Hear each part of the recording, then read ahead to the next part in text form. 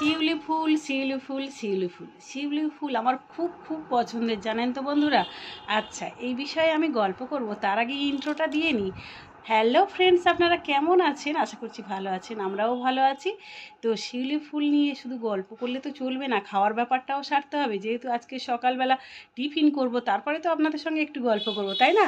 তা সকালে আলুর তরকারি করেছি মটর দিয়ে, এটা ঠিক ঘুগনি বলা যাবে না। আর এত কালারফুল লাগছে, কিন্তু এত কালারফুল না, একদম হালকা। এবার দেখতে পাচ্ছেন তো বন্ধুরা, কারণ কয়েকদিন পর ছেলের পরীক্ষা, তার পেটটাও তো ভালো রাখতে হবে, নিজেদেরকেও সুস্থ থাকতে হবে।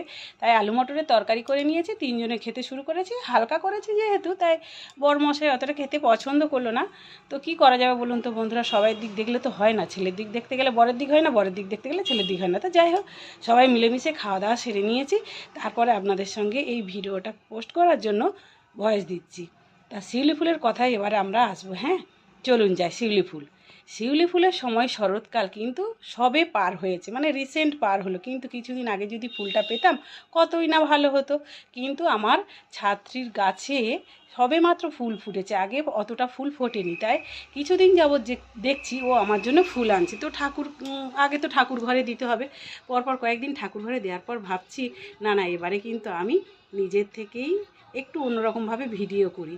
তো গানটা একেবারেই প্র্যাকটিস করা ছিল না, জানেন তো বন্ধুরা। রাতের বেলা হঠাৎ করে ভাবলাম মালা গেঁথেছি যখন, একটা ভিডিওই করে নিই। তা এই গানটার সঙ্গে ভিডিও করছি, একবারও গানটা ভালো করে শোনাও হয়নি। তো ভালো মন্দ যাই হয়েছে, আর কী করবো বলুন তো বন্ধুরা, আপনারা মানিয়ে নেবেন। কিন্তু এই শিউলি ফুল কার কার পছন্দ অবশ্যই কমেন্ট করে বলবেন।